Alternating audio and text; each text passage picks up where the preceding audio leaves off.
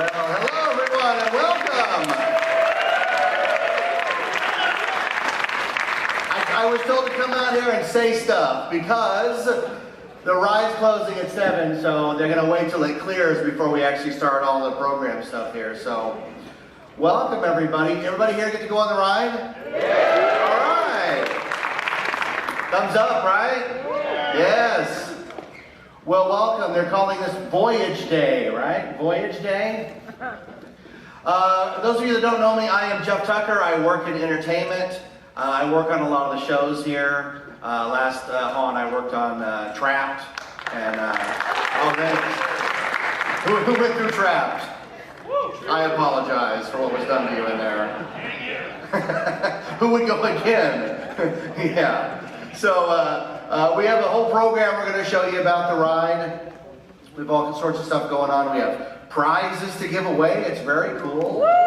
Let's hear it for marketing for putting an event like this together. I have a little tiny thing to do with all that they do. And I was here 18 hours yesterday and 13 or 14 today. So they must be, I mean, you guys live here, right? I know that I was just talking with Tim Clegga backstage, and we were talking about yesterday. He goes, yeah, that's when we opened the ride. I said, that wasn't yesterday. That was like 3 days ago. And he goes, no, Jeff, we opened the ride yesterday. I said, oh my God, I don't remember. I have no idea that because I said, no, when we shot the confetti out. He goes, that was yesterday. I said, oh, I don't know what's happening. KOD was like a time machine ride. I need one of those because I lost a day somewhere. The Iron Reef, look, they got a cool sign here. All right, so we're going to talk about, I'm just vamping, you know. They're like, what's he going to say? I have no idea. You know, I'm like David Letterman. I'm going to say goodbye and then never go away. It's the longest goodbye tour ever. It's like Cher, the final, really mean it tour. Well, welcome everybody. We're just waiting for people to trickle in. I'd say I'd open it up to questions, but the questions are probably going to be about the ride, and then we're supposed to wait for all the VIPs for those. You know they're VIPs because they have the director's chairs, and I have to stand. So, are there any questions about anything I can? Yes, ma'am, right there. Not about the ride. I want to ask another question. Sure. Yesterday at the media, they said something about going to be a ghost town. You're going to do something to ghost town. Yeah. What is that and when? I'm not allowed to say. And you know what? For those of you that don't know, okay, Rafi opened the ride and talked about the legacy of that building. Is somebody dropping pipes back there?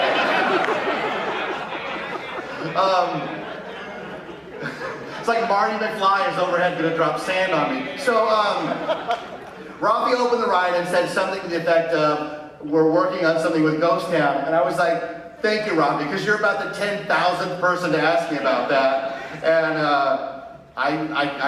there's no comment on it until we're ready to comment on it. Other than, it's going to be really cool. What? Wait, I can't hear her. Years down the road or next year? I can't even say, right? I can't say. Yeah, I can't say. You ready to start? Good, one question. Is there another question before we start? Yeah, right there. What are we going to do with Hawk for Voyage to the Iron Reef? Throw water on you when you get out. Oh, the ride was awesome! Oh no, I'm wearing my best t-shirt. All right, so we're gonna...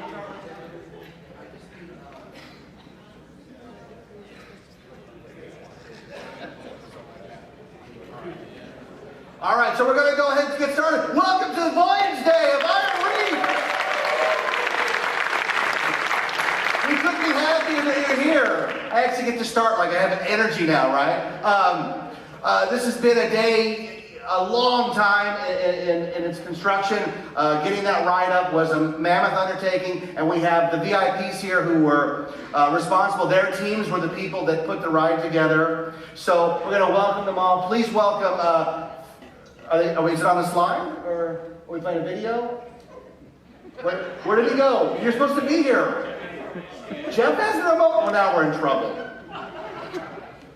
Okay, I'm gonna do it. Do you with an arrow here? You trust me with this? Where do you do here? They're here? Okay, see, I did something. Oh, look at this. All right, there's no sound of this, but it's like people working.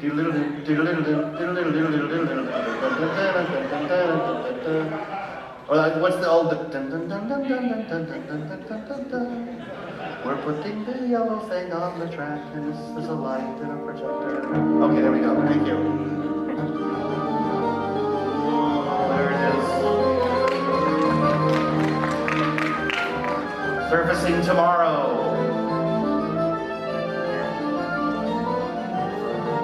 All right. Okay, so Voyage to the Iron Reef is here. Please welcome me. All right. Well, there was a big thing on my head. Okay. And please welcome. What is? Wait. This is the school one. Wait. All right. Share your score. Wait. No. Go back to the. No. We've lost all control. We've lost all control. All right. You're going back in time. My time machine is on. All right. All right. This is the one right here. Share your score using Knott's Iron Reef hashtag and T-name for a chance to win a prize. They really mean that. So put your score right now on the Twitter. And don't put like 10 million, because we know, right? Okay, so please welcome the team that put this together. Director of Entertainment Tech and Production at Knott's Berry Farm, Laura Henneman.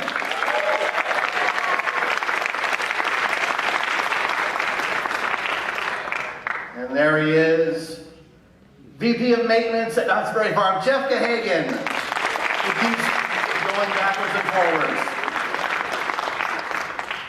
And last but not least, there he is, the CEO and President of Tech, Ernest Yale.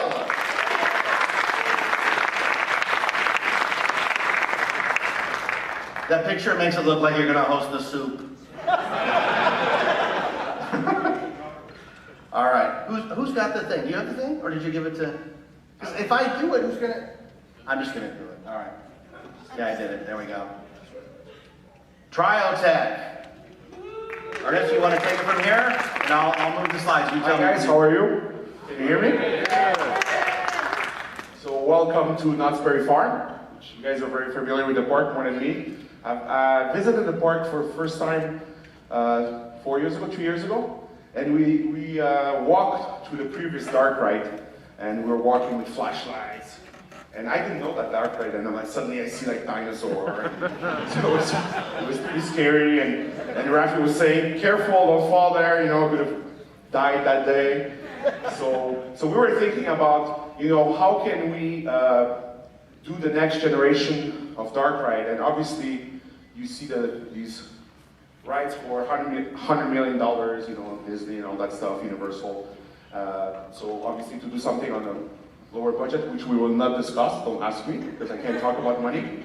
And but nowadays at Tech, what we do is, my background is video game, and we bring with basically, regular computers, Windows, and all these projectors, and we bring special effects, and things like really come very close to what you can have at a Universal, to a much lower budget. And what we're good at is we try to make it engaging, so we make it interactive.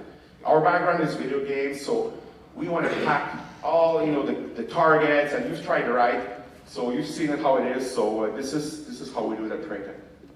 So let's see. Okay, that's not me, but I wanted to discuss my background. For those of you who are interested in that field, my background is, when I was about 12, 1983, I think, I was born in 71, we started to have, I'm from Canada, I'm from Montreal, so we started to have, these game consoles, Atari, all of those game consoles, and my father refused to buy me one. I was crying. I want my Atari. I couldn't get one, so I went to school and we received computers at school. And I read the book, you know, basic programming language, and I saw ads on TV. Space Invaders, Pac-Man, all these types of games. So I started to program my own game. I made my own Pac-Man with just one ghost, because I couldn't figure out how to put more than one ghost. So anyways, it was, I call it, just go back, that's after, okay. So, and then I did Space Invaders and all these games, and eventually I learned that, you know what, people get paid to develop games? What is this concept? So, it was a passion for me, I was developing games for me, but I learned that, you know what, you can make it a career. So when I was 18, I started my first company. Well, let's show the next slide.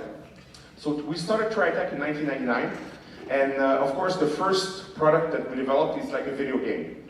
Just we used I think it was a game like Unreal, but you know previous to Unreal, and we were fighting the pods together, and we networked them, and we were like 3 guys, and I was the one who did the programming, and we actually rented. This is a stable in Canada, it was a stable before, we renovated it, so it was, a bit humble beginnings, and that's how we started the company. Let's go to the next frame. This is me much skinnier. As I was saying this morning, when you program the whole, for 24 hours straight, I should have eaten more salad, but I'm a big fan of hamburgers and things like that. But that's, I love In-N-Out. As soon as I land in LA, I go to In-N-Out. We don't have them in Canada. I want it to open one day. They're like, no, we're not doing that. So, okay.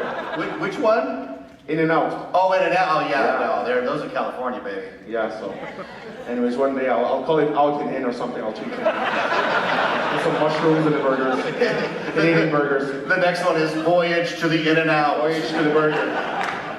Earn the calories. Yes. Hey, great. Okay, let me write this down. That's the next right. What's your fee for that? 4%. Okay, good. So 2014. So we're last year. We did arcade games. Then we did small theaters, 8-seat theaters. Then really what brought us to the scene is the interactive theaters. We said, you know what? You have 8 seats. Make it interactive. Why can't we have 8 people shooting on the screen? And people told me, Ernest, you don't understand. There's been studies that were done in the 70s, and you cannot have more than 4 people shooting on the screen at the same time. So I'm like, oh my God, I can't do it then. But we were able to find a way to do it, and the key is really the speed. So our guns, our blasters, they're not guns, they're freeze-ray blasters. We can't use the word gun, so they're blasters. So the blasters, their response time is more than 20 frames per second, super precise, and they're precise to the centimeter, millimeter, or inch, whatever, 1/16 of an inch. Because I'm metric, I apologize. I'm learning inches, it's complicated. I have to do it backward. You guys have a hard time doing metric, I have to do it backwards. Okay, so basically with this technology then, we decided, you know what? We did a Latte World are you guys familiar with Latte World? In Seoul, Korea. We did our first 40-seat theater, which proved that you can be 40 people shooting on the same screen. And the key is not the technology, the key is how you do the software. So basically you put targets left, down, up there, on the right, and when you put targets all over the place, there's actually a mathematical law. It's a French guy, his name was Poisson or something like that, and he discovered that if you give people a random chance of doing something, they won't all shoot at the same place, more or less, so they're gonna shoot all over the place. So because of that, the software works, and you don't feel that, you know what, there's not enough targets. So the secret is all in the software. So we did this ride at Lotte, and the next logical step for us was, you know what, we'll bring it to the ARC rides. And again, I love the Transformer ride. I don't know if you guys like the Transformer ride. For me, it's one of the favorite rides. My thinking is, let's make a ride like that, but interactive. So that's how we did, last year, 2014, we did the Wonder Mountains Guardian in Toronto with Cedar. Have you guys tried the Wonder Mountains Guardian? It's a good ride, great ride with the drop and everything. I hope I didn't spoil the ride. But anyways, there's something happening at the end. There's something happening at the end. It's like a small bump at the end. Rosebud's a sled. 33 feet. Bruce Willis is dead the whole time. Okay. How long has the ride been open? Sorry? How long has the ride been open? Toronto? Yeah. Last year. Oh yeah, like 2 weeks you could spoil it. The internet, well, it's fine. 2 weeks. He was Yeah. like 5 minutes on Twitter. Yeah, sure. The first guy who wrote it, he came Yeah, of out course he already did. on Twitter. He wants to be the first jerk. It's smart. Anyways, so we did that right, and we won the Impact Award at IAPA, and we won the Brass Ring Award for Best New Large Team Ride thingy. And really the reason That's is an because official title. it's a ride that can evolve. Already at Hunt in Toronto, we changed the teaming. Toronto is a local market, unlike here, where you have people flying into California. Toronto is really more of a local market.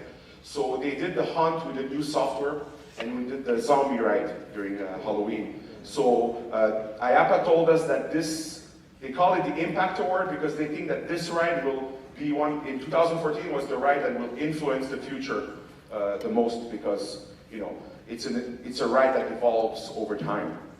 So we won that award and we're very proud. And now we work with Cedar again. We're very happy to work with Cedar. This time we did it much differently. We worked with Lara.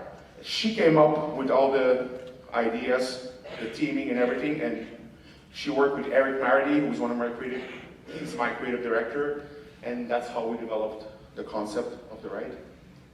So, okay, so Lara, do you want to talk about dark rides?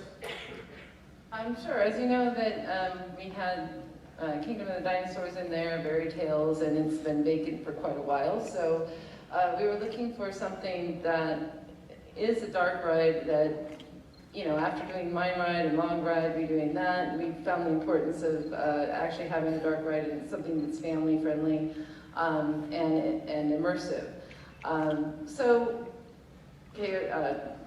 Kingdom of the Dinosaurs now is changed into an empty building, which he'll talk about later. But we needed to find something that fit with Knott's Berry Farm, and dark rides.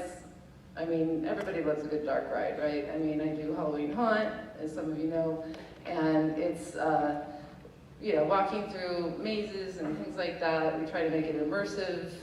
It's something that engages people, and the interactive part is what's going to make it over the top, I think. Yeah. So basically, I mean, the technology behind it, you've seen it. There's the blaster. Do we have the blaster here? The blaster is right here. Funny you should mention it. So let's look at it. Please don't call it to God. So this is the blaster, and inside there's a camera. And it looks like a little toy, but it's really, if you look at Nintendo, you know, the Wii and the PlayStation, this is much more advanced because there's a high-speed camera that looks at the different sensors behind the screen, and there's no actual targets. There's actually an infinite amount of position, and it's more like a video game. In a traditional dark ride, you would see a target there, target there, target there. The problem for me, my opinion, is because of that, then people focus on the little red dots, and they forget about the story. So instead of focusing on the story where, should I shoot that character, is that a good character or a bad guy? Well, instead of, they start shooting at all the red dots and they forget about the story.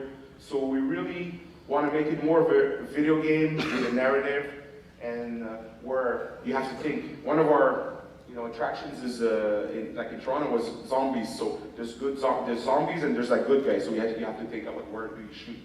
So with this blaster, which is linked to a computer. There's actually a multiple amount of computers on board the vehicles. And the computers are linked through Wi-Fi. It's a different type of Wi-Fi to the servers behind the screen. And I just wanted to say, for you guys at the end, this is something special that I've never done. But at the end of the presentation, this is the actual blaster. A blaster like this with the equipment inside. Costs more than $1,000, but this is just the shell, but it's the real shell. So this is the gun that you tried today. And I'm going to give one away today, this one.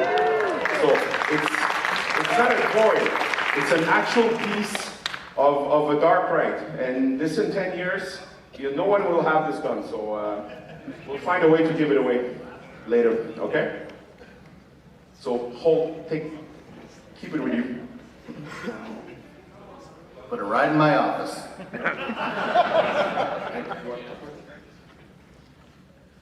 Okay, so this is the render. Obviously this is virtual, but that's the render of what you guys did.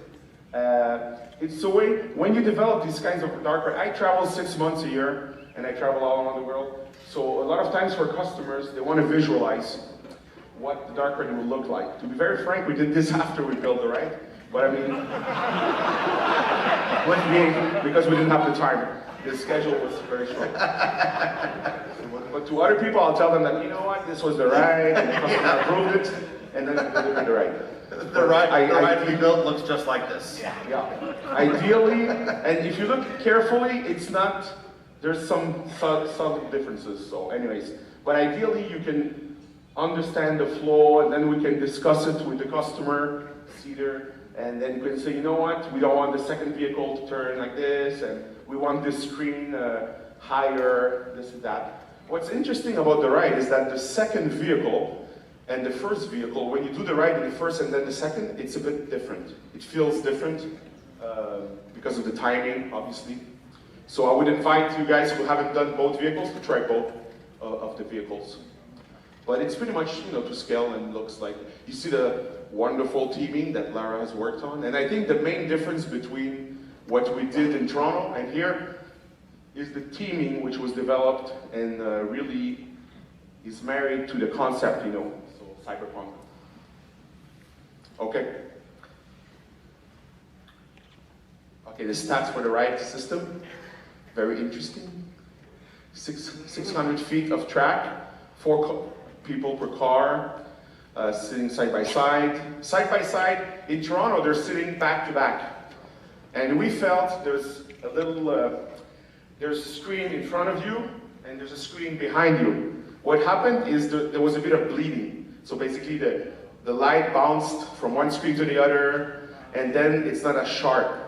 So we figured, you know what, instead of having back to back, we'll do it all 4 people facing. So that's important. Yeah, the cars are linked together by train, so there's 4 people per car, two trains, so 8 people per train and 8 trains. So I guess at the same time you can sit 64 people in the maze, in the tunnel. I think what's interesting about not having the cars back to back is that for Iron Reef, it's as if the entire train is going on the journey together. Yeah. You're experiencing the screens together, as opposed to, we're each looking at the same exact thing, which is different to me, you see a bit of a different, you have a bit of a different experience. And also, when you go through the tunnel, you see each other, Yeah. It turns towards you a bit, so you see maybe you have some friends in the other train. Yeah. So that's interesting. How long Okay. is the ride, minute-wise? The ride is 4 minutes. So that's one of the things that, are we doing the questions already? No, I'll do that one. No problem. So I'm joking, sorry. So the ride in Toronto is really 3 rides. So the background of the story is that, when you design something new like that, you don't want to take too many chances. So they did a bit of a soft coaster, then you go inside, you do a dark ride, and then the drop. So, but people told us the interactive part is only 1:30. And people told us, you know what, that's the ride we want. We want to shoot more. We want to have the full experience. So that's what we did here. And here is a full 4 minutes. So that's a big difference. It's more than twice the amount of an interactive experience. Okay, a fun fact, the network cables. I mean, I was telling you that there's it took us months to install this, right? So how many feet of network cable are there in Voyage to the Iron Reef? How many feet of network cable you guys think? 12. 12 feet, yes. Yeah. You're not gonna win the blaster. Oh, come on. Okay. Well, now the answers are coming. Let's see. 55. Okay, so 55. That's the Hollywood sign. So it's as long as 85 times the Hollywood sign. So there's 30,000 feet. 30,000 feet for that. It's not a huge ride, so that's a lot of network cable everywhere. It also gets Netflix, so it works out. Yeah. You can download as much as you want during the night. That's what my guys were doing. I think I received a bill from Cedar, but anyways. So 3D stereoscopy, you guys are familiar when you go to a cinema, you put 3D glasses. So the ride is obviously 3D. In reality, it's not 3D. The 3D to me is the CGI. It's a stereoscopic ride. So stereoscopy, yeah, thank you. The effects are pretty good, and I'll tell you an interesting fact about that. So stereoscopy is the 3D stuff coming out. It comes from the Greek stereos. I'm very familiar with Greek now. I speak French mostly. It means firm, solid, or to look and see. Next. Okay, so how it works, I mean, you're probably familiar with that, but there's basically, there's a distance between human eyes. Usually it's about, I think, 2.5 inches or something like that. And basically we render 2 images. So if you close your right eye, and then open it and close the left eye, and do it quickly, you'll see that you don't see the same thing. So basically that's what we do in the computer. We render in real time, 30 frames per second or 60 frames per second. We render the left eye, then we render the right eye. And then we project in the left projector, the left image, and we project in the right projector, the right image. We use a polarizer. Then one projector is polarized in that direction, and the other one in the other direction. It bounces off the screen, and then the light comes to you, and you put your glasses, and it's depolarized, and then you see the 2 images. Once you have the 2 images, it's not real 3D, it's just 2 different images, and your brain glues the images together, and it pops out, it's in 3D. And there's an actual interesting fact, I should probably not say it, but we had a bit of one of the screens, there was a mistake in the paint, and we used the wrong paint. We're not perfect at TriTech, we're not perfect, but we used the wrong paint, and the stereoscopy was not working, and it took us a few, how long? A few days or a few hours to figure out that it's the paint. The paint was the problem. We thought it was the computer and the image, and we had to repaint the whole screen. And unfortunately, it was the tallest screen, the one at the end. So Naturally. this is why I fly economy, because I have to pay that for that screen now. Okay, so do you know that some people cannot see in 3D? Not everyone can see the 3D.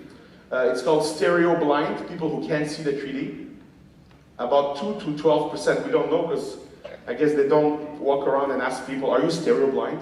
But I guess, Anybody stereo blind, raise your hand. I can't see it. Stereo blind also is about people who can't listen to One Direction on the radio, so it works out. So that's right. Works out. I'm sure there's a One Direction fan who's going to wait for you. Just be careful when you come out. Just take the door in the back. They wouldn't be tall enough to get on the ride, so it wouldn't matter. You never know. Okay, so one of the interesting things about stereo blind is that I am stereo blind. I've never seen the stuff popping out. It's kind of ironic because I make 3D rides. I know. At what point does your team go, look, it's working, it's fine? And they go out for drinks, they go, I told them it was working, I don't know. They bought us 3 days. The good thing is that I'm the CEO, so nobody had to hire me for the job, so it worked. But I mean, it's kind of ironic, but at the same time, it helps me, because I have to ask multiple people to try the ride. And we have a room to do the 3D, and they tell me, oh, this pops out or no. And all I see the depth, but I've never seen, when people go like this, I'm like, these guys are crazy. I don't see that, I've never seen it. And actually, I read, I said, can I take some kind of pill, maybe, I don't know, Tylenol or whatever, and nothing works, so I don't see the 3D popping out. Production pipeline, you want to talk about a bit? Sure. How many of you remember fairy tales? I just had to ask a question today, like, why wouldn't you put that back in, right? Yeah, right? It's very nostalgic, and I understand that. But funny thing about nostalgia is it warps history, let's say, and it makes it your memories better than they possibly, compared to reality, could be. So if we put back in Fairy Tales the exact same way that it was then, it's not going to meet your standards. It really isn't. And it wouldn't be up to our expectations. So one of the things we want to do is continue moving forward, getting something that's more interesting, something you don't expect, just like when I do Halloween Haunt. And so it starts with an idea. So, you know what, in the spirit of the video game that we're talking about, Donkey Kong is backstage rolling barrels back and forth, I think working on his appearance in the upcoming film Pixels.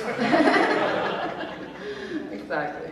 So the idea was to create something that fit into Knott's Berry Farm that was unique, let's speak, that was interactive, something family friendly. So because of the boardwalk being and the beach and being, we thought underwater. Steampunk is also very popular right now. It's something that people can relate to, but we wanted to make it with a twist. So it's underwater steampunk, which we call Aqua Mechanica.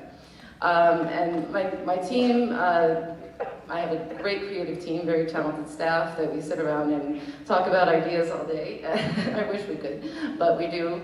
And we had like 7 concepts for this ride, and that's the one that stuck because it fit the best. So with this idea, we met with Trio Tech and Eric, and we came up with a story so that we have a basis of where to go next. Then he did some amazing, and Trio Tech did some amazing character sketches and stuff, and I'm like, oh yes, this is gonna be it. This is cool. Very talented group over there as well. So then from there we went to the design and concept. So I have to wait till the ride pathway is done, till Trio Tech figures out what screens to do, and then that's where I have my team help me design everything around it, because the idea is to make it immersive. We don't want to just look at screens like you're looking at here with curtains. I mean, we need to compete with, you know, a lot of people down the street. and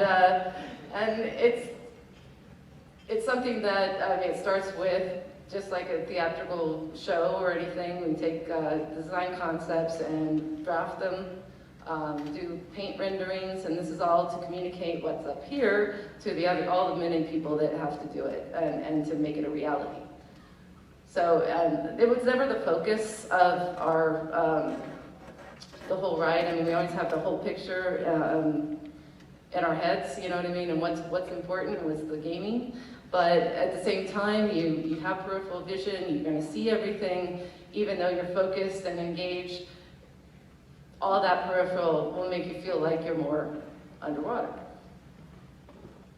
Then we turned it over to Trio Tech, and Ernest can talk about their process. Yeah, then the production, I mean, it's pretty standard. If you guys are familiar with video game production, it's pretty much the same thing, but instead of using a 55-inch LCD, you're projecting on a 7 feet wide screen, which makes a difference because you can, when you move or the camera rotates, you can actually get sick. We've had some stuff that we produced in 3D, and great, it looks great. I see it on the computer screen, then we sit in the room, and we do it on the large screen, and there's actually a guy started vomiting, so it's okay, then we have to work on that again. So we actually had to, we have an office in Montreal where we do the R&D, but we actually rented a warehouse. And we put a large screen there in the warehouse, and then we had to drive there, and every time there's a new scene, we have to test it. And we actually flew, people from Cedar, they came. Lara came to Montreal. It was minus 25 in February, or minus 15, pretty cold. And so that's why you have to work. We work 18 hours a day, because otherwise we would freeze to death outside. So anyways, so the rest of the production is pretty straightforward, like what we do, what a video game company would do. So we start with the modeling of the object, of the character. Then we do texturing, so we cover, let's say I'm a character, I cover the body with textures. Then you do the rigging. The rigging is the skeleton. So let's say you have, characters are usually like this, and then they put the skeleton and then they animate them. So they make them move like that, and but in 3D. And then we do lighting and rendering. And something very interesting is all the rendering of this attraction is real time. If you look at Transformer, it's all pre-rendered. Most of all the dark rides in the world are pre-rendered. So it's like comparing Pixar movie to an Xbox or PlayStation game. What you've seen today is like a PlayStation game or an Xbox game. Everything is real time. So the quality of real time is not as good as rendered, but obviously it's interactive. So that's how you make it better in terms of the graphics are not as good, although I think they're very good, but they're interactive. So for instance, every time you do the ride, if you don't shoot this thing there, or there's the possibility that the ride is going to be a bit different. So it's all real time.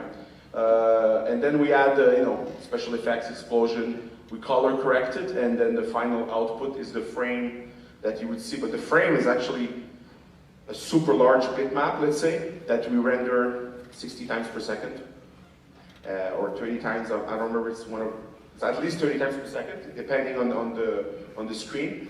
And we actually have to stitch images, because as you've seen in a curve, there's multiple projectors, and they project on the right, in the middle, and the left. And then there's a border where the two images have to be stitched together. All of this in real time.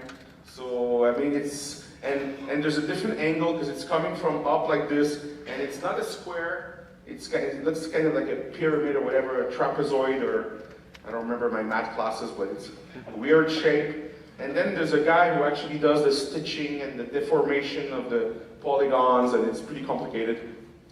And at the end it works, and then you get what you see today, which is a seamless interactive attraction, which I hope you liked. Thank you. So we're going to show characters from the game. And each and one of these characters took, weeks and months to work on.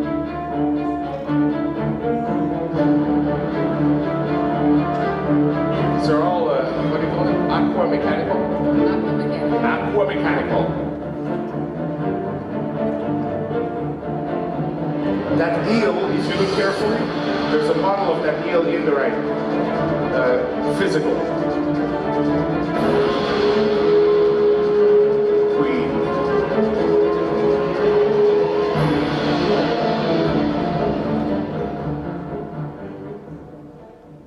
So these are the characters. I think the Queen is based on your personal life, or is that the story? Anyways, we'll talk about this later. If you come to the bar at Knott's Berry Hotel, we'll discuss Lara's reasons for it. I have a question before we move on to construction installation. Is there any interest in finding out, because we've only written it once, twice, 3 times? 5. 5 times already? Any interest in knowing firsthand what all the Easter eggs are? Yes.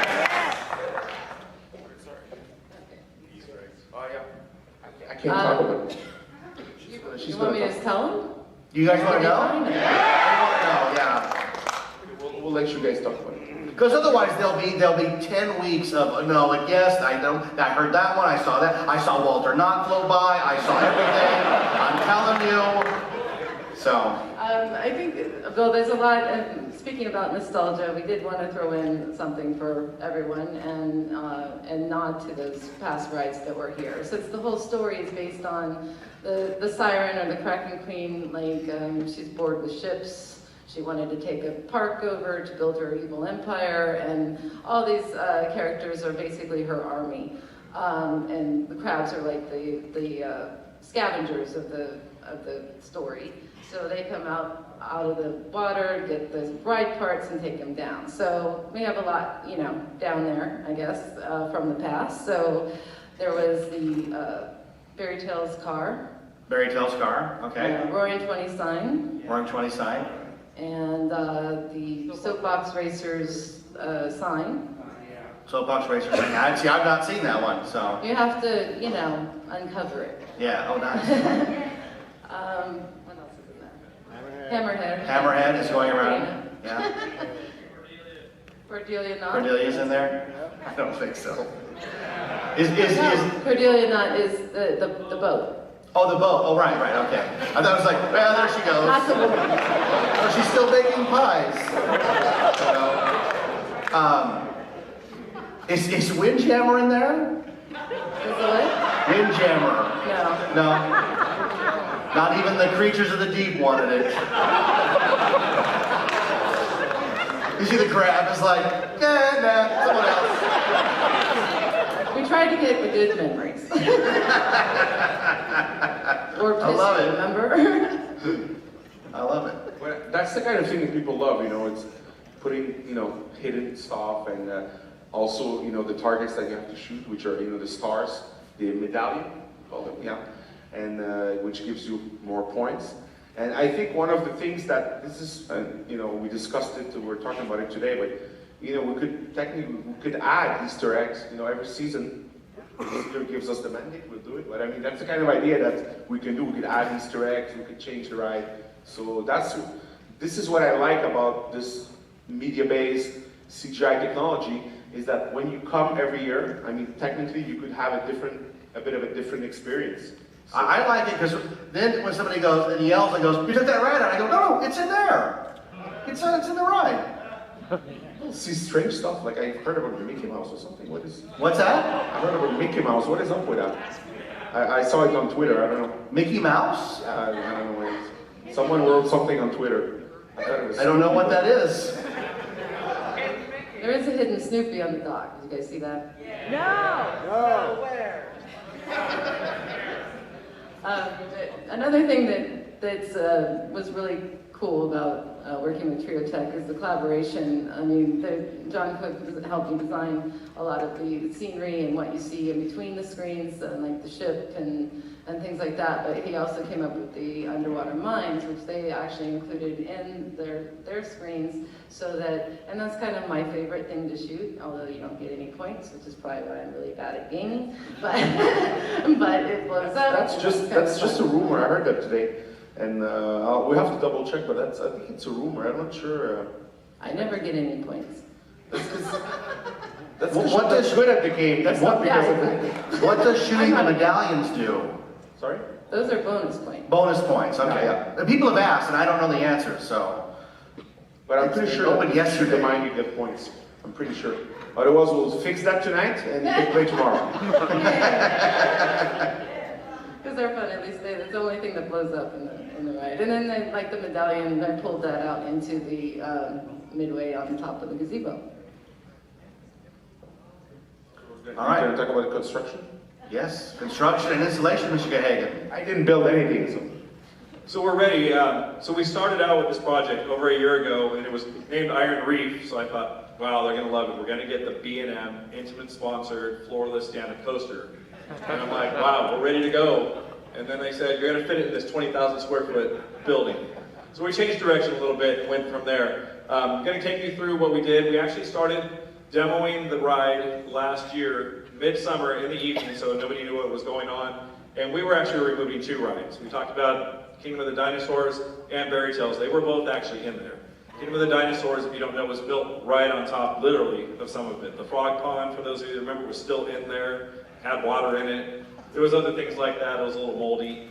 The backside where you had the lift in the back, that was still all there from the original ride. So we were actually removing 2 rides at night for several months until we were ready to get to our install that started at the end of the last year, beginning of January. Here you actually see the entire space cleared out, and that's when Laura is sitting there looking through the space, seeing exactly what she had to work with. It was hard to actually understand. You guys saw the old ride, there was walls and everything inside, so now we actually had the free open space and knew exactly what we had to work with inside of the location. I have a question. Is that, can you go back to so is that like where the tunnel is, with the circle? The light is basically where the big screen is, and far in the back where you see the light is the final scoring scene. Okay. And you can see So that's the exit. difference. Yeah, the exit to the okay. ride. You can actually see there's an elevation change there, and that's why at the very end of the ride you're ramping back up, because the different rooms are at different elevations. Hence why we have to come down into this room and then back out. And then beyond the ladders, which is the short room, is actually where our maintenance shop is. So this is closer to, this is the same room coming along. Started installing you can see where the high-speed door is on the scene coming out. That is the shop where we've opened up the walls inside that building to actually make it through. On the right-hand side are the two doors or hallways that were there for Kingdom of the Dinosaurs. And then where this photo is taken is actually where you are coming out of the fish that you're traveling through, which is the transition between the two buildings and the shows that's going on there. We weren't as tired then, remember? We were actually getting days off during that time. So this is standing back, looking back at where that last photo was taken, coming out of the last scene before you start going up the ramp to come out of the ride again. So this is the final scene room again. The start of the process, this is actually the first scene, or third or fourth scene you're looking at right here. You can see the framing went in for all of the Triotech screens. You see the sensors now that Ernest was referring to earlier, how they can fill the whole field since they have the sensors all over the place. And then the 2x4s and wood framing that you see is how we started to get to the actual wood foaming and the rockscape that was everywhere. So the way it works for, you know, this, you see the sensor boards over there, is there's actually the screen is in front of the sensors, and there's micro perforation, so there's thousands of holes, and the light goes through the holes, and this is how the camera sees the sensors. So it looks simple, but it's pretty complicated, complex. This is some of the Triotech crew coming in after. Those are actually the mounts that the cameras are sitting on, for their, the projectors are sitting on. Projector. And prior to that, we had installation going in, redid the whole roof. All the cabling is already in at this point. Networking, we had to add fire sprinklers, you name it. We brought this building up to current code, so there was a lot of the work that went on before we could actually get to this phase right here. And this is where they're actually starting to mount all the projectors in there.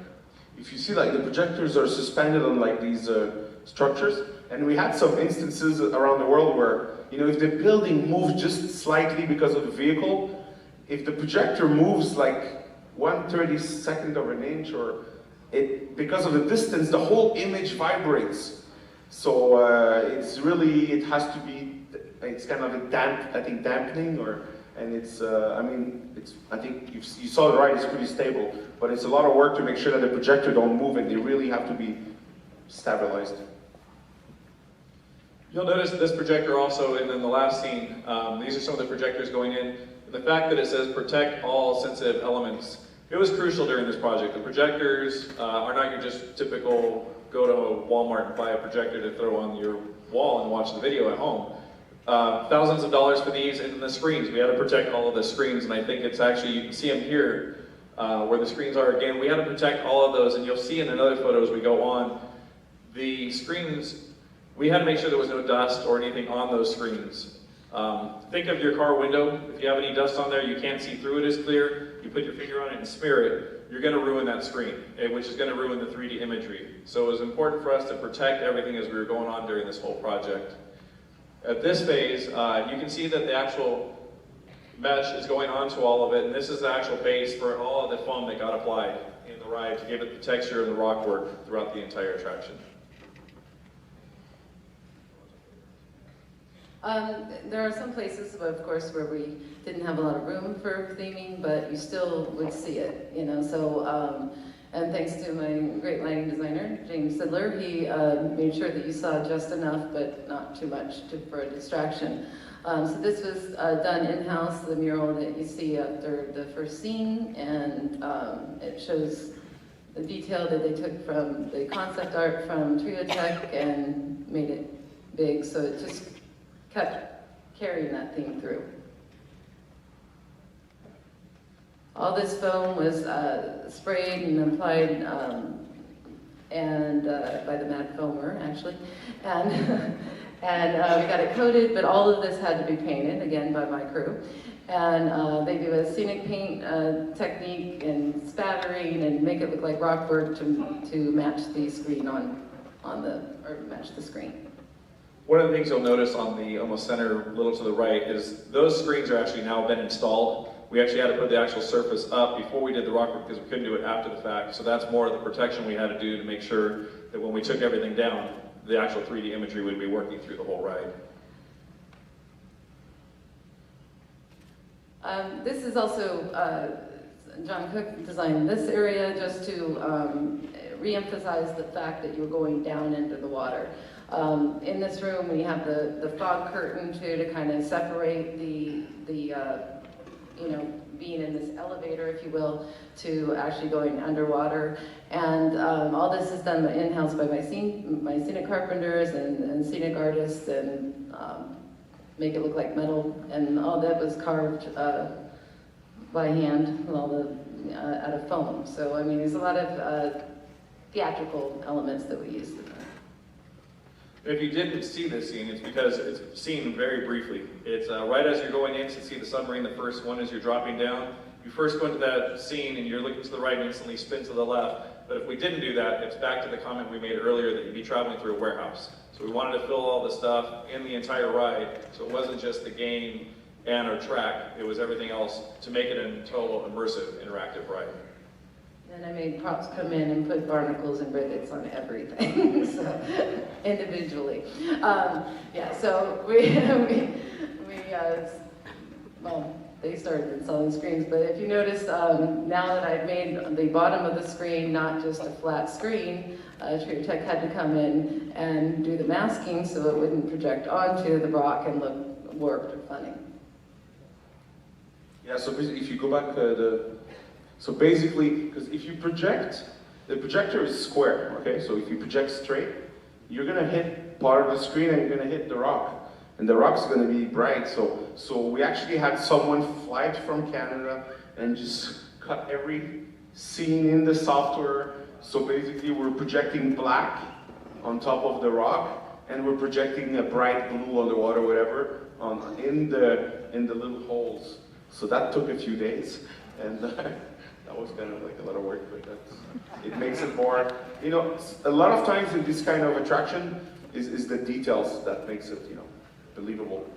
So the 60-foot tunnel, Wacky Woods, if you remember that, was quite a challenge to make something in there. So what we came up with was it's kind of like the garden gates to her realm, because you're starting, you know, you meet the general, the octopus, who throws you down this tunnel and meets you on the other side, but you're being encompassed, basically eaten by an anglerfish, but of course it's all metal. And so all that was done in not a literal anglerfish, but more of a mechanical one. So there's gears, and the acrylic and LED lighting can change color, and that was all programmed. And all these things are triggered off the ride as well. Ernest did mention earlier the eel, and you can actually barely see it on the left hand there between the ribs. Yeah, on the left side, there's a dark spot on the curve, and there's a beautiful eel. Was it on purpose that it's dark a bit like that? Because you really have to like look at it, and it's pretty nice.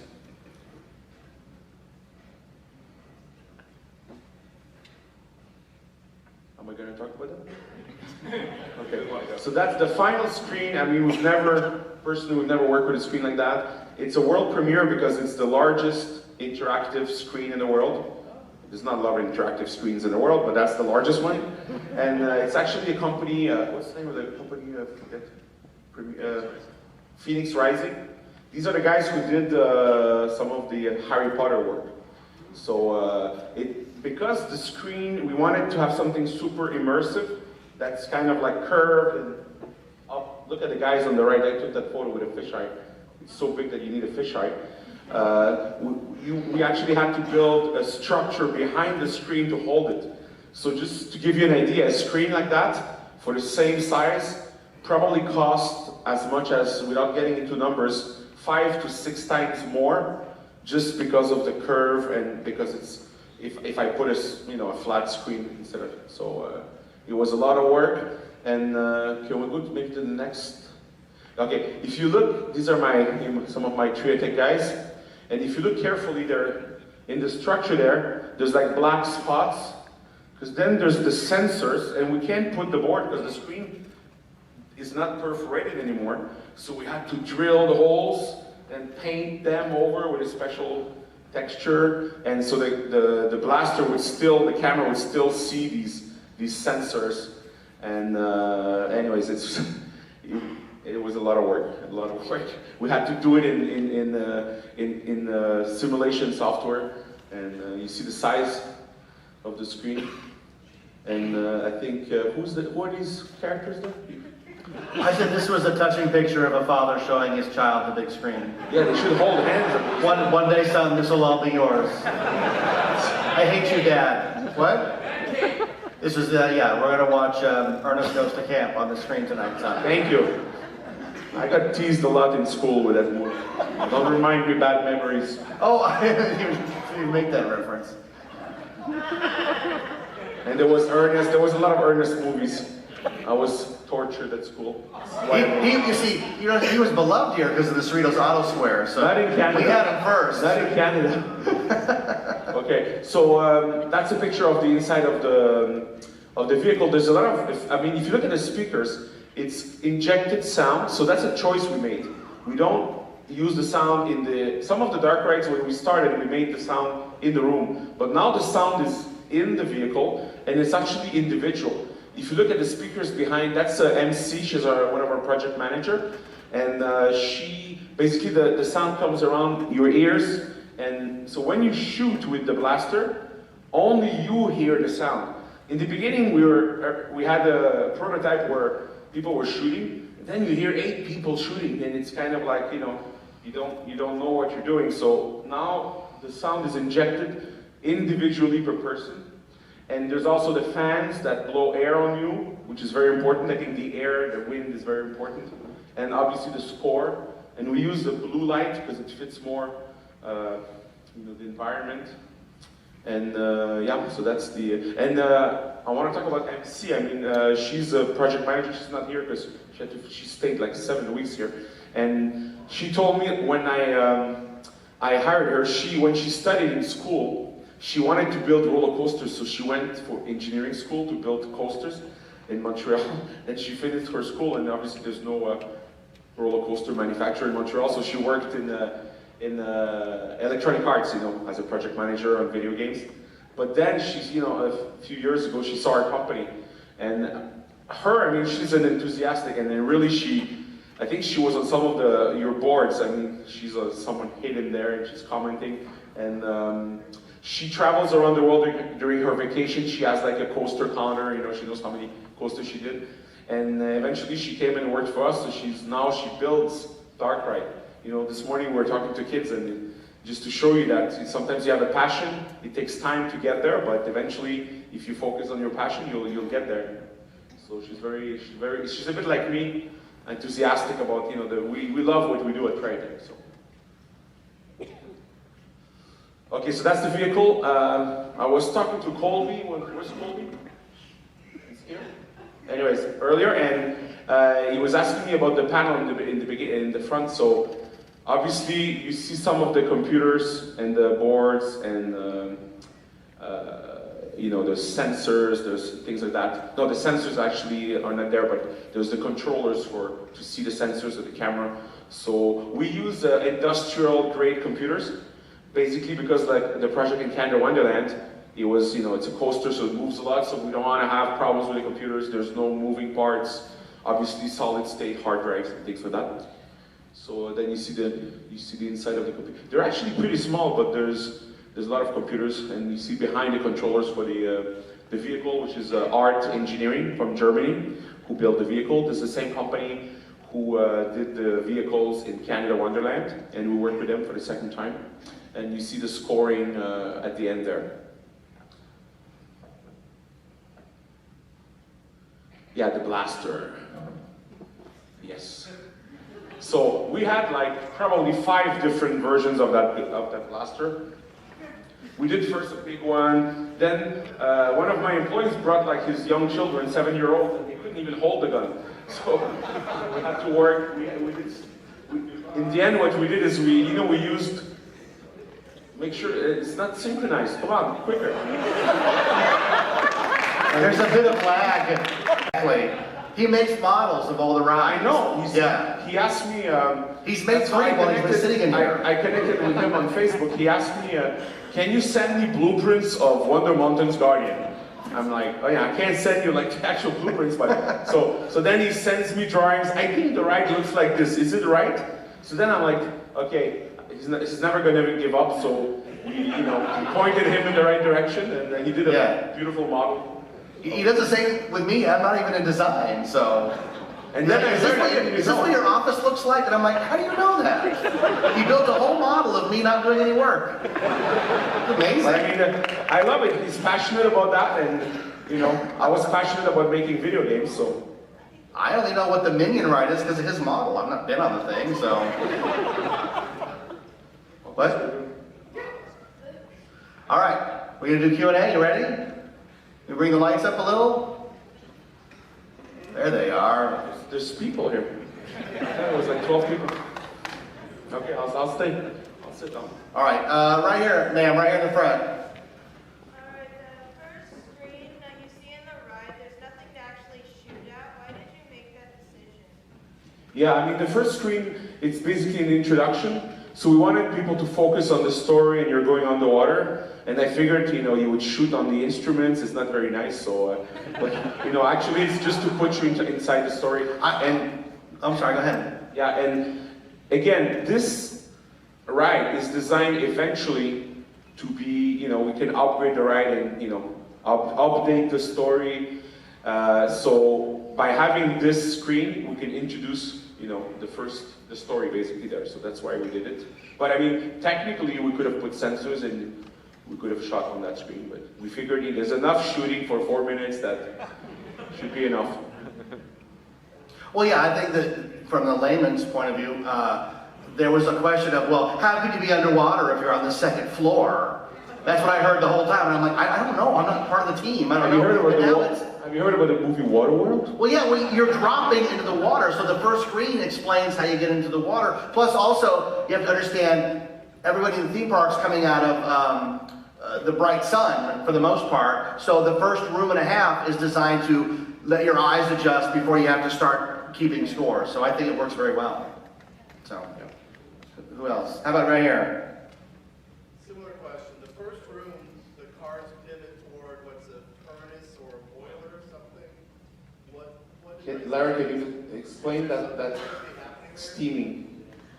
Basically, it's like a launch port, I would say, like, when you have the big mothership and you launch out the little submarines, let's say, that it's trying to represent that this is a building off the dock of the boardwalk dock, and that's all powering, again, the steampunk kind of powering the whole mechanism to get you down below and launch you out.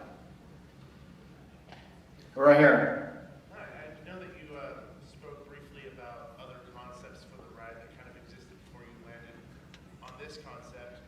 I wanted to know if you could touch briefly about the other ideas that kind of came up through that process, as well as was the idea of keeping Knott's nostalgia in the ride with little bits in there always part of the process, or was that something where like, oh my gosh, we need to pay a little homage to the people who are letting us be here at this point now? Yeah, I think tying it into us was important, so that was always part of it.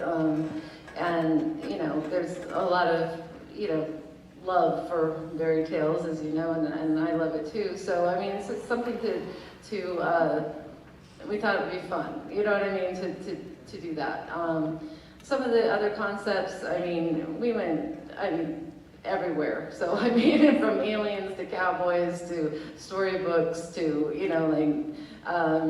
the great part about brainstorming is that you can go anywhere with it. But it was always important to link it back to us. And we're still developing more concepts, so we might use them. So I don't want to give them all away.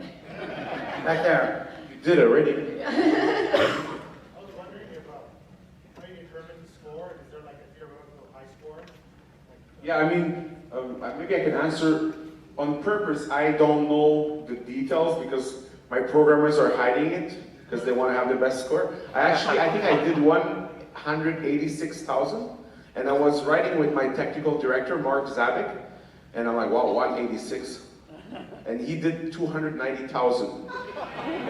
I don't know if anyone has done this, but I'm pretty sure he was cheating. He did have a laptop on his, on him. So, I I don't know, something cheesy. But obviously, if there's a point for, I think when you hit something, it gives you points. If you're the person who freezes or kills, then you get more points. So it's a question of timing. And the stuff that's smaller and further gives you more points. It's easy. If it's harder, you get more points. And the stuff that moves quickly, like on the octopus, there's targets on the arms, the circles, that gives you points.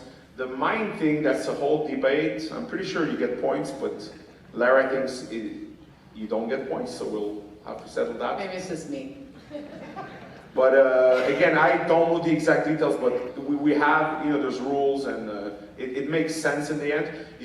And the reason is if you do the ride multiple times, you'll understand yourself, and you'll get a better score. And the Hall of Fame shows who's got the highest at the exit. Yep. Yeah, right here. I noticed that when you were on the ride, you got a higher score, but when you saw your score on the scoreboards at the bottom of the stairs, it was usually lower. Taxes. 8%. Winter Park's getting their cut either way, pal. I mean, it should match, but I'll have to ride the ride tonight. I'll go back to the ride and do it again. But yeah, it should match, maybe. Distorted history, that's what that was. I think the Queen of the Kraken has eaten some of your points. That's what Way in the happened. back, yeah. I heard a rumor that if you shoot the Easter eggs, you get bonus points. Is that true? I can't answer that because you're going to have to try it yourself. And actually, I don't know the answer to that, to be very honest. But my guys are crazy, so I don't know. They probably did something like that, but I cannot, you have to test it. So you don't shoot anything and then you shoot that. Then if you don't have zero, maybe that's the way to do it. You'll just waste your ride. But do it 3 times to make sure. You say it in jest, but somebody's already planning. You're gonna do it. Someone's planning. They'll shoot one thing during the trip, and then write it down. Ooh, So yeah, once you get right that answer, there. you'll just please send me an email.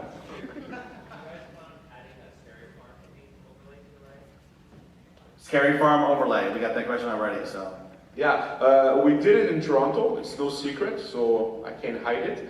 I think here there's a bit of, because there's a lot of tourists that come to Southern California. So in my opinion, it's not a decision. It's a Cedar decision.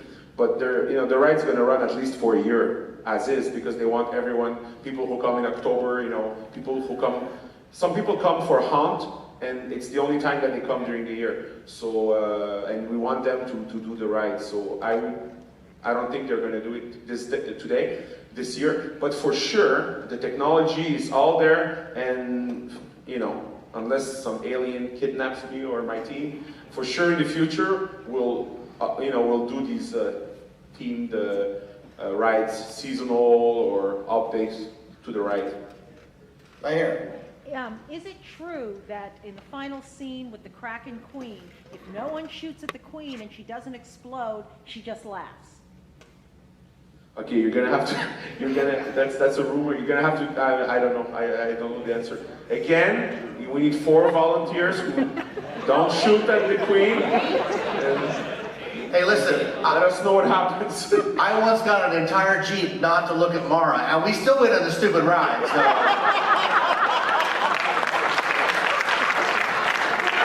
True story. Don't look. You look into my. No, nobody looked. What did you do, Ray? Yeah. Who is the question? Yeah, in the back there. Speaking of the Queen, how come her mouth doesn't move when she's talking? I mean, She almost drowned.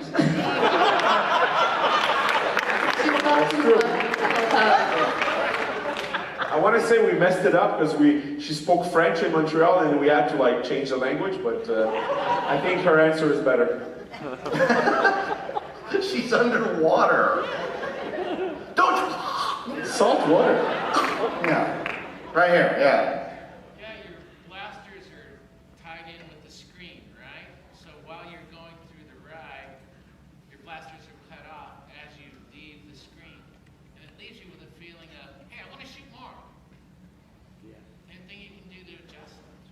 Yeah, yeah, you're talking about between the screens? No. As you're putting further from the screen, yeah. As you're turning from the screen. Yeah, I mean, look, I understand your point, but already, if you compare to traditional dark rides where there's just a limited amount of targets, I think now the way we did it, you can shoot anywhere and there's always a response. So of course, when you're on the edge, maybe it could be a bit frustrating.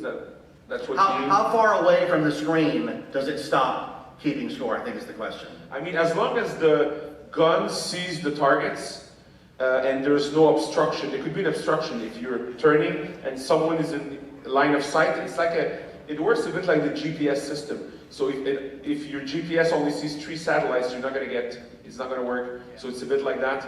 I mean, it's designed for like where you're inside the scene you shoot, but of course, if you really, you do it all the way and you're gonna notice things like that. So the technology is not perfect, but I think, we still get a pretty good end ride like with the technology that we have.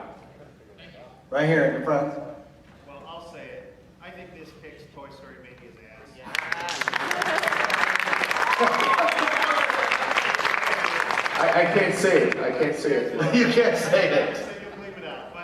But actually, I found that the way the guns work away from the screens, Toy Story Mania clears the screen so you can't even do anything. I was shooting way over, we're going way over, I'm still shooting, it's still target. Yeah, it still kind of works. Yeah. I mean, what you guys But did, I think is thank you very much. And I love Toy Story Mania. And I love Disney. You running for office? I just don't like that it's always sticky. That thing, it's always like, who was on this? What did they do to it? Right? I'm gonna stop talking about Disney because I love Toy Story Mania, sponsored by Purell. But I mean, look, there's one important point. I mean, there's the technology evolves very quickly. So obviously, we've tried Toy Story Mania. So this is the latest generation of of interactivity. I know, but 20 years later, Toy Story Mania is still going to be the same, and you'll have changed this one. So that's. I mean, our customers are generally more. I mean, I don't know if I would consider a Knott's a regional park, but if I talk about Toronto, there's not a lot of people who fly to Toronto to go to Wonderland. I'm sure some of you guys have. You're talking to the wrong crowd. I think I'm speaking to the wrong crowd. You're like, no one's going to ride it 10 times. There's 100 people in the world who would do that, and 90 of them are sitting here. So for a park like Toronto, obviously you need to renew the content more often. Okay, so one more question. Who's got a good one? A really good one. You already had a turn. Anybody else got a question? In the back there, waving. Yes. You got to talk loud. Somebody's phone is ringing. Describe the story, describe the backstory from beginning to end. Yeah, I don't know. So basically, to tie it into Knott's, and you're at Boardwalk, basically, and the evil Kraken Queen, which is much like a siren, and sirens take down ships, in folklore or whatever, and so she's basically has all the power down below, but she's bored with the ships, so she's moving on to theme parks. She wants her own realm, she wants her own theme park, and there's a lot of backstory we developed, like where she gets her energy. Is it from a ghost? Is it the boiler room of the ship, which is why she resides in the ship itself? And then she's basically part octopus, you could say, and she had to be a woman, of course. I mean, right? Naturally. So she has an army that because she's not going to get it herself, of course, and she's going to send out her army of crabs and protect herself with the shrimps and everything like that. So you're asked to help us save the park by defeating her. Yeah. You just go, it was 10 years ago, but I remember it like it was yesterday. I was in waters I knew were smooth, and I heard something on the ship, and I saw a crab the size of a cow. I fired my blaster at it. Again and again, but the bullets deflected on it. It was tearing apart the ship. And then I landed on Beach Boulevard. See, that's the whole thing. You just have to add Boulevard, and the whole thing it all makes sense. It's perfect. All right, so we have Brad. Thanks to the panel. Come on.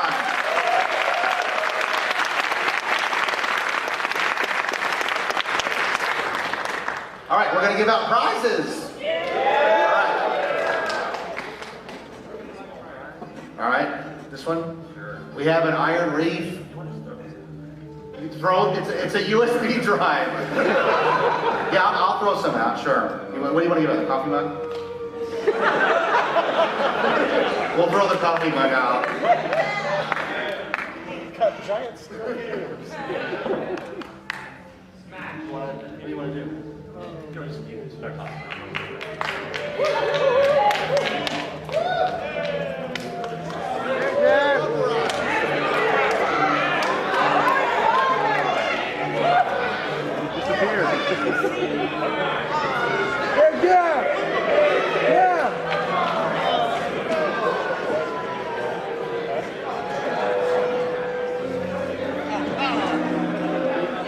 Each one is preloaded with 5 pictures of me. Oh yeah, of course.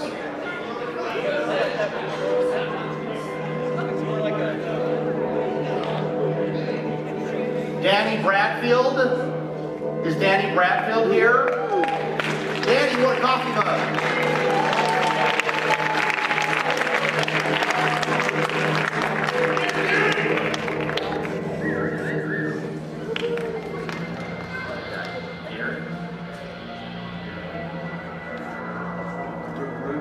Garrett Rudin, G? Where's Garrett? All right.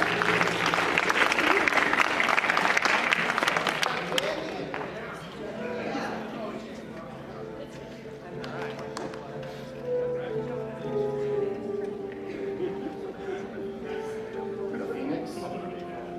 The Phoenix? Is the Phoenix here? Who's the Phoenix?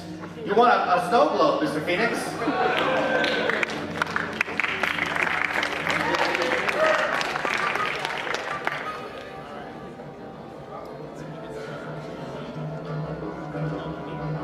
Janine Y? Janine Y here? Janine? Is that coming down? This is a beautiful compact with the...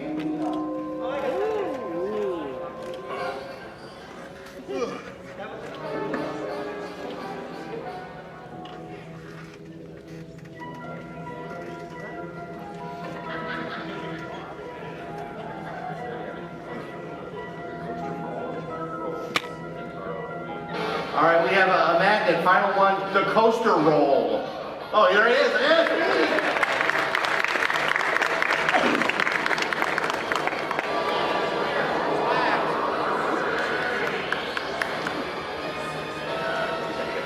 All right, and now, the gun from the ride. Actual blaster. So just want to say one thing, please take care of this gun. I had this idea this morning, and if you can, we should have put it in the box or something, like what do you call it? If you want me to hold it for you, wait a minute. But it's an actual, it's a ride, what's the word, memorabilia? So it's not just a toy. If you do the ride, it's the actual gun. It has the screws and everything. Just we remove the electronics inside. So we're going to give it to the person who had the highest score. I'm going to ask that person to come up here, and we'll take a photo, and we'll give you the gun, the blaster. So who's this? Sorry. It's Matthew Shellman. Is he here? Otherwise, I keep the gun.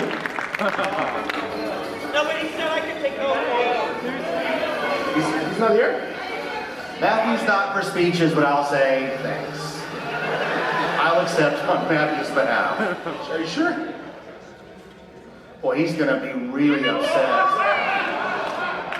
Like they're gonna go, you know that, oh, I had to go to In-N-Out. Really? You had to go to In-N-Out? You know what happened after you left? Are you giving it to somebody else? Or are you done with it? Okay, hey, winner must be present. He's dead to us. Okay, so the second best score, 249,800, so it's pretty good. Donald Isbell. There he is. Okay, he's here. Can you come up around?